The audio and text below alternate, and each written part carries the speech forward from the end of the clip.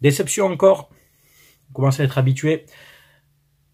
Je suis plus blasé que énervé ou frustré parce que est-ce que réellement on nous attendait là jusqu'en demi-finale? On y a cru. On a quand même, il faut être honnête, on y a cru, on s'est dit allez, on peut aller chercher cette finale.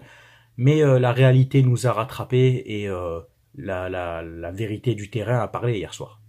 Salutations à toutes et à tous, Steve, supporter of Marseille, j'espère que vous allez bien. Si tu es nouveau sur ma chaîne, l'ensemble de mes abonnés et moi-même te souhaitons la bienvenue. Ici, on parle foot, on va débriefer, analyser ensemble ce match Atalanta-Bergame, Olympique de Marseille, demi-finale retour d'Europa League, défaite 3-0 là-bas de l'Olympique de Marseille à Bergame. Allez, c'est parti. Tout d'abord, avant de parler du match, je vais quand même revenir un peu sur tous les messages que j'ai reçus hier. Alors, des messages de supporters marseillais, de soutien, déçus, certains énervés, je peux comprendre, frustrés. Il y avait tous les sentiments réunis hier soir. Et surtout de messages parisiens qui pensent que ça va m'atteindre, que tu sais, ça me fait rire parce que ils m'envoient des messages, ah, t'as eu, bien fait pour ta gueule. Bon, je réponds quasi pas, je laisse des vues et tout. Certains, je réponds parce qu'ils c'est des abonnés ou des gens qui me suivent depuis un moment. Mais le karma a parlé, bien fait pour ta gueule. Je vais commencer par vous, en fait, au moins c'est fait. Et je vais vous en mettre encore plein la gueule parce que vous me faites rire. Vous êtes des dégains. En fait, vous êtes des dégains. Vous êtes cachés derrière un clavier avec un pseudo dégueulasse. Moi, là, tu vois, j'existe. J'existe et en face, je peux te dire que je te pisse au cul, tu vois. Chose que toi, tu ne feras jamais parce que pour ça, il faut avoir du courage de se montrer et du courage aussi de dire les choses en face. Bref, le chambrage, il faut l'accepter. C'est normal. J'ai été le premier à me moquer mardi, à juste titre. C'est normal qu'on me renvoie la balle aujourd'hui. Ça, il n'y a pas de problème. Mais ce qui me tue, c'est les Parisiens qui m'écrivent. Ils me disent, ouais, tu vois, chaque année, tu te moques du PSG et c'est bien fait pour ta gueule. Donc, si je suis votre raisonnement, nous, on doit accepter vos moqueries toutes les saisons, chaque année qu'on gagne rien, ce qui est légitime, hein, on gagne rien, qu'on se fasse éliminer en Coupe de France, qu'on perde les classicos. En fait, on doit jamais rien dire. Et quand vous perdez en Ligue des Champions, on n'a pas le droit de se moquer. C'est quand même extraordinaire. Je fais une vidéo par an pour me moquer du PSG. On dirait que je parle de vous H24, contrairement à vos influenceuses. Et à Z, Sabri et j'en passe, qui bavent sur l'OM H24, sur YouTube, sur Facebook, sur TikTok, sur Twitter. Mais nous, quand on vous renvoie une fois là-bas, une fois par an, ah nanana, vous avez vu, vous parlez sur nous et tout. Mais si je veux même parler tous les jours de vous, je le ferai. Celui qui est pas content, comme je t'ai dit, c'est pareil. Parce qu'il n'y a jamais personne qui viendra en face me dire « Ouais, t'as pas à faire ça ». Pour ça, il faut avoir des couilles. Chose que beaucoup n'ont pas derrière un écran, d'accord? Bref. Donc oui, bien entendu que le chambrage, je l'accepte. C'est normal, je vous ai chambré, vous me chambrez, mais c'est naturel. Donc les Parisiens, vous pouvez venir vous défouler là sur cette vidéo. Ce qui me tue, c'est que je sais qu'ils étaient comme ça depuis mardi soir, là, mercredi matin, ils attendaient ma vidéo là, enfin, le résultat de ce soir, parce que certains n'ont même pas attendu que je fasse cette vidéo, ils sont allés commenter la dernière, tu sais, le PSG Dortmund, ils sont allés commenter. Ils étaient trop impatients, ils étaient trop ça, oh putain, ça y est. Attends au moins que je fasse la vidéo, Parisien. Attends au moins que je sorte cette vidéo et tu viendras me clasher, m'insulter sur celle-ci. Mais je te remercie parce que non seulement tu allais donner des vues, donc du référencement sur mon ancienne vidéo il y a quelques jours, donc je prends un peu de monnaie grâce à toi, et tu vas en plus venir sur celle-ci. Là où moi je te parle, tu vas dire ah, putain ouais merde, vite j'écris le commentaire et je quitte la vidéo. C'est trop tard, ça y est, t'as cliqué, mange merde. Donc voilà, celui qui est pas content, c'est pareil. Je continuerai à me moquer de vos éliminations annuelles en Ligue des Champions, parce que n'oubliez pas quelque chose, c'est que nous, cette année, on n'était pas attendus pour aller jusqu'en demi-finale d'Europa League. On nous avait prédit, tous les Parisiens, autres, les journalistes, ouais, ils sortiront pas des phases de poule avec AEK Athènes, Brighton, et l'Ajax, bon, on finit deuxième. Après, on élimine le Shakhtar, ouais, mais contre Villarreal, ils passeront pas. Voilà, contre Benfica, ils passeront pas. Voilà.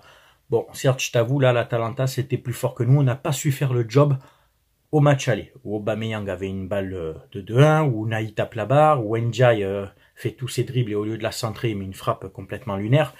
On n'a pas fait le job à l'aller et au retour, on l'a payé cash. Donc, je te mets la composition de Gasset, la composition de départ, en 3-5-2, Lopez dans les buts qui a fait un très beau match. Lopez qui nous a sauvés parce qu'à la mi-temps on aurait dû déjà sombrer. Il a fait de très très beaux arrêts. Sur les buts il peut pas faire grand chose. C'est des frappes à chaque fois bien placées sur son côté gauche à lui, hein, les 3 buts. Un en pleine lucarne, le deuxième de Ruggieri. Et puis il y a une frappe de Lookman qui est un peu déviée par Gigot en première mi-temps, le 1-0. Et le dernier, bon, le 3-0, le 3-0 il me fait chier moi, tu vois, 2-0 j'ai bon, mais le 3 il est en trop, tu vois, là les gars j'en veux un peu à tout le monde, là, à Sarr, Balerdi aurait dû mettre le séché, tu vois, quitte à prendre un rouge. Là vous l'avez laissé un peu jouer, tu vois, 3-0 c'est dur, ça pique un peu, tu vois. Mais hormis ça, Paolo Lopez a fait de beaux arrêts. La défense était Gigot, Mbemba, Balerdi. Ils ont souffert. Mbemba lui est sorti à l'heure de jeu remplacé par Unai pour repasser en 4-3-3 pour avoir un petit peu plus de joueurs offensifs et de présence au milieu de terrain. Ça n'a pas changé grand-chose.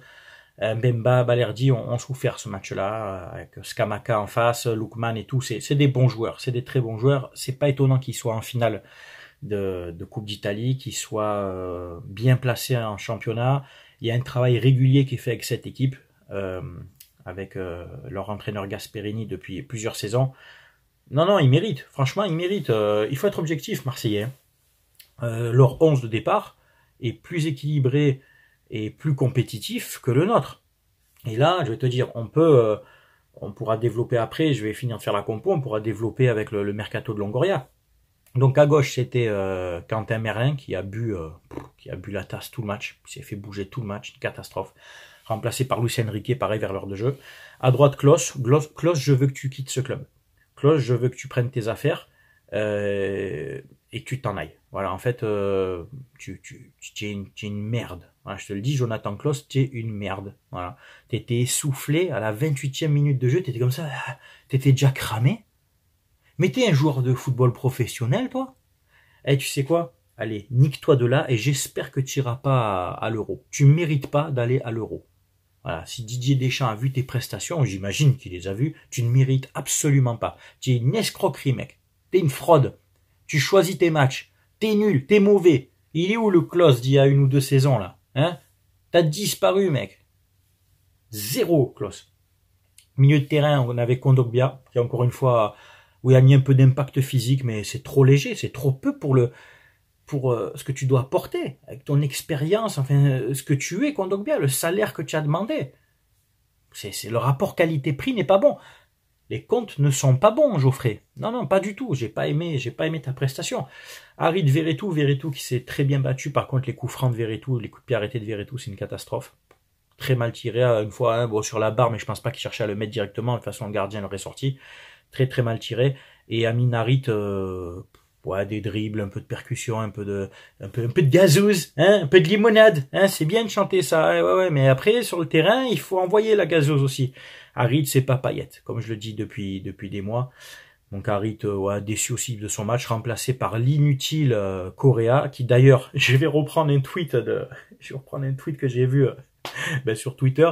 La bonne nouvelle, c'est que ce tweet, il m'a flingué. Correa va pouvoir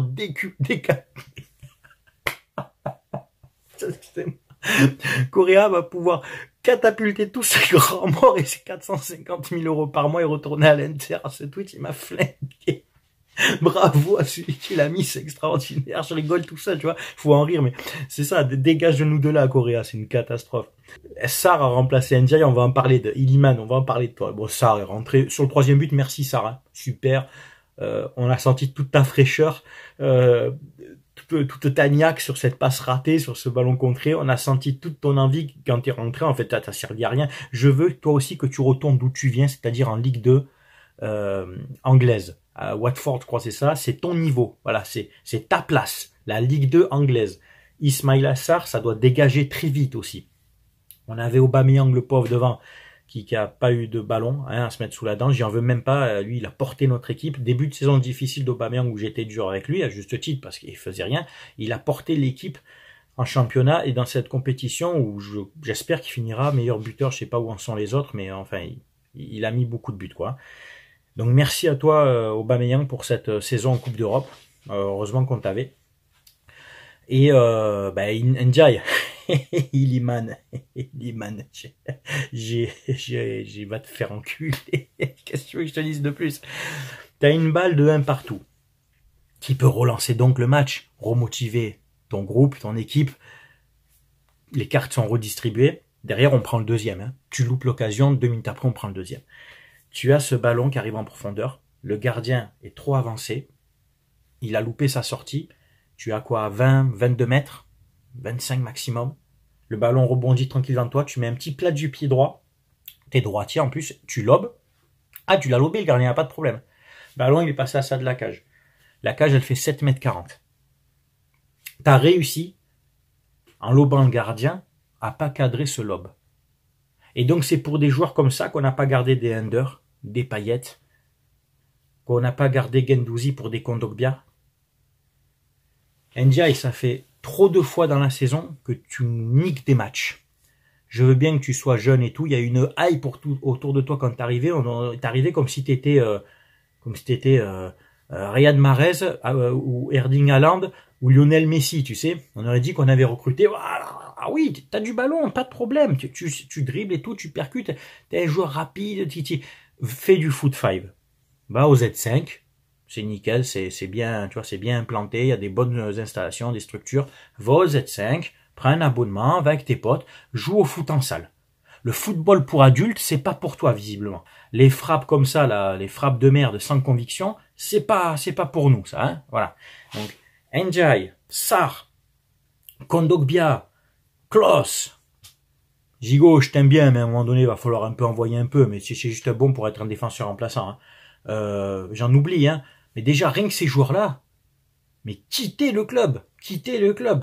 Mumbagna est rentré à la place de Klose, justement, pour jouer. Alors, là, par contre, le coaching de Gasset, on peut que le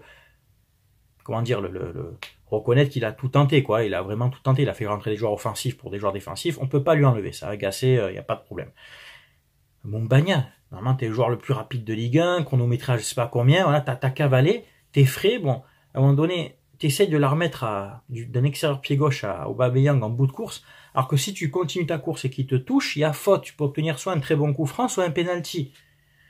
Des fois, je comprends pas Mumbagna aussi. Le QI foot, c'est compliqué avec lui. Il se bat beaucoup, il n'y a pas de problème. Ce joueur-là, en fait, aurait dû jouer d'entrée. Il aurait dû jouer d'entrée avec Aubameyang devant. Il pèse beaucoup plus qu'un Ndiaye qui est fantomatique, qui se fait bouger à l'épaule. Murillo aurait dû jouer à la place de Klose. Ah ouais, tu me dis, c'est facile de dire ça maintenant, mais il le voit à l'entraînement quand même, Gasset, non? Il le voit l'état physique des joueurs. Il y a encore, même avec tout ça, je sais pas si vraiment on se serait qualifié. Parce qu'allez, disons avec des si, Ndiaye marque son lob, un partout. Est-ce que ça aurait empêché, l'Atalanta de venir encore nous presser, nous acculer pour marquer d'autres buts? Non, ils étaient en forme physique. Eux, ils ont joué en plus dimanche, alors que nous, non. Ils ont joué dimanche, nous non. D'accord? Et ils nous ont mangé physiquement. Ils nous ont mangé techniquement. On avait la possession de balle, une possession stérile. On a gagné plus de duels, mais des duels inutiles. Mais eux, par contre, voilà, c'est 16 tirs. Les gars, je le redis, c'est 16 tirs, dont 8 cadrés. Et nous, on tente pas, on frappe pas, on n'ose pas. Voilà, donc. Et puis, on sera là en finale. Allez, admettons, tu vas en finale. Pour jouer Leverkusen, qui est invaincu cette saison. Mais on en aurait pris combien contre Leverkusen? On se serait fait sûrement défoncer contre Leverkusen. Donc tu sais quoi, moi perdre une finale, j'en ai déjà perdu 4. Bon, celle de 91, j'étais jeune, hein, j'ai pas autant de ressenti qu'après, mais celle de 99, j'avais 17 ans, elle était dure à encaisser. Celle de 2004 aussi, avec la Drogba où on fait un super parcours, là je l'ai vraiment mal pris, en plus c'est carton rouge. Celle de 2018, je peux te dire qu'elle nous a fait mal aussi. Donc perdre, si c'est pour aller en finale, être encore déçu, autant qu'on sorte maintenant, je vais te dire. Vous avez fait une demi-finale, bravo pour votre parcours, qui était à chaque fois limite, hein. Contre Villarreal, c'est limite, contre Benfica, c'est au penalty. Bon, après, j'ai envie de te dire, on n'a pas non plus battu des grands cadors européens, hein. Villarreal, bon, Benfica vieillissant, il faut relativiser, les gars, notre parcours, hein. C'est pas le parcours de 2018. Même les Parisiens qui vont nous chambrer diront que là, je suis objectif. C'est pas le parcours de 2018 où tu élimines Leipzig, Salzbourg, c'était des très bonnes équipes à ce moment-là en Europe. C'est pas le parcours de 2004 où tu élimines Liverpool, l'Inter de Milan et Newcastle, tu vois. C'est pas la même. Et finalement, la réalité du terrain nous a rattrapés. L'Atalanta, c'est pas Villarreal, l'Atalanta, c'est pas Benfica. Ils nous ont donné une leçon de football, voilà.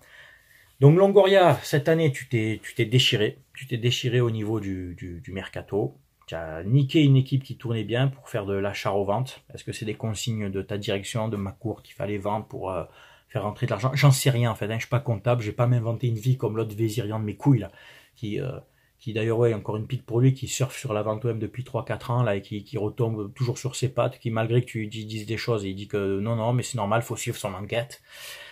Ouais, d'accord. Et ceux qui le suivent, hein, franchement, vous me faites de la peine, en fait. Vous faites pitié, parce que le mec, il vous balade depuis 3 ans, et vous êtes là encore à gober, tu sais, tu sais, ces paroles, là, comme si ça vous suffisait pas, tu sais, le mec, il vous balade depuis 3-4 ans, là, et vous êtes encore là à le suivre et à lui donner l'heure, quoi. Ce mec-là qui a craché sur l'OM et ses supporters, et vous lui donnez l'heure. Tu sais quoi, c'est même pas sur le coup de la colère, là, je vais le dire comme je le pense, mais tous ceux qui lui donnent du crédit et qui le suivent, vous me dégoûtez, quoi. Vous m'écœurez, vous avez pas de dignité. Ah, et ça, tu peux le partager, il n'y a pas de problème. Tous ceux qui suivent Vésirian qui verront ça, moi, je vous le dis en face, vous me dégoûtez, quoi. Vous avez aucune dignité, quoi. Vous faites balader par un mec qui vous raconte n'importe quoi depuis 3 ans, qui essaie de retomber sur ses pattes, soit disant le club est vendu, soit disant ci, soit disant ça, et vous lui donnez encore du crédit, il se sert de vous pour faire c'est son buzz, ses vues, pour être elle, pour avoir sa fan base. Vous êtes quoi? Vous êtes ces moutons. Hein. Vous êtes, franchement, vous êtes pathétiques, vous êtes. Et je pèse mes mots, Bref, voilà, il reste 3 matchs cette saison. Lorient, Le Havre et Reims, je crois, on joue dimanche. Bah, j'ai envie de vous dire, les gars, ces 3 matchs-là sont logiquement à votre portée. Hein. Ça serait légitime de prendre 9 points pour essayer d'accrocher une 7e place. Une 7e place, donc ce sera vraiment une saison à oublier, une saison ratée. Tu m'aurais dit, tu vas en finale de Coupe d'Europe. Mais en finale, c'est pas un trophée. Hein. Moi, les émotions, ça va un moment. Hein. Ouais, on a eu des émotions, on a vibré. Moi, c'est bon au bout d'un moment. Ouais, j'aimerais bien aussi ramener un petit truc à la maison, comme on dit, ramener un petit trophée, tu vois. Donc les émotions, hein, ouais, c'est bon. Ouais. Euh, donc, pour dire quoi, ouais, une 7e place. Si on avait encore fini 7e et que tu aurais ramené une Coupe d'Europe, je t'aurais dit, je signe tout de suite. Tout le monde aurait signé, tout supporter marseillais aurait signé. Mais là, tu ramènes rien encore. Alors des saisons blanches, on en a eu hein, depuis 12 ans, mais au moins tu faisais des podiums des fois. Un podium, c'est pas un titre, mais ça te qualifie pour la Ligue des Champions, c'est des rentrées d'argent, tout ça. En fait, tu sais, ça fait une pérennité financière et sportive du club. Ben là, non. Là, l'année prochaine, c'est peut-être même pas la Conference League. Voilà. Et j'ai envie de te dire, est-ce que ça vaut le coup d'aller en Conference League ou en Europa League? Rebâtis une équipe pour jouer le championnat à fond, pour essayer d'accrocher un podium l'année prochaine. Je pense qu'on est réduit à ça, hein, parce que je crois que la Coupe d'Europe, c'est pas pour nous. Hein. Même l'Europa League, c'est pas pour nous, les gars. J'ai envie de te dire, il faudrait peut-être se concentrer un peu plus sur le championnat et sur une Coupe de France. C'est peut-être plus à notre portée.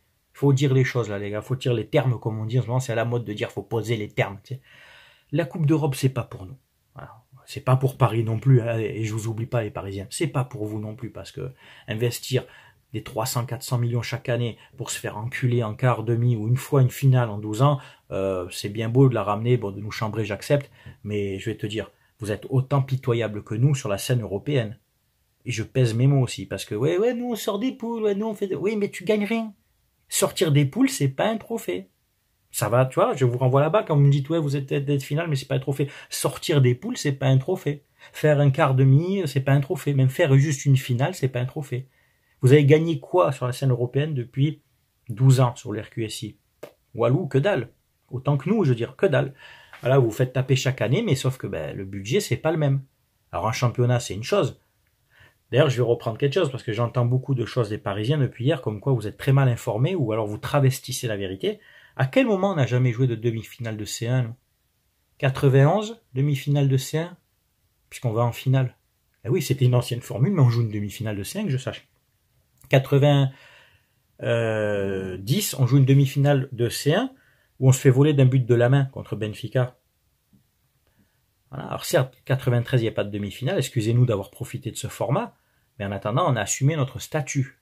Voilà. C'est se qualifier pour la finale. Alors je les écoute, ouais, Glasgow, Bruges, nanana. Bon, ça crache sur ces équipes-là, mais votre finale 8, vous avez quand même joué l'Atalanta et Leipzig. L'Atalanta, certes, qui nous a battus, mais que je sache, l'Atalanta, ça n'a jamais été un grand d'Europe.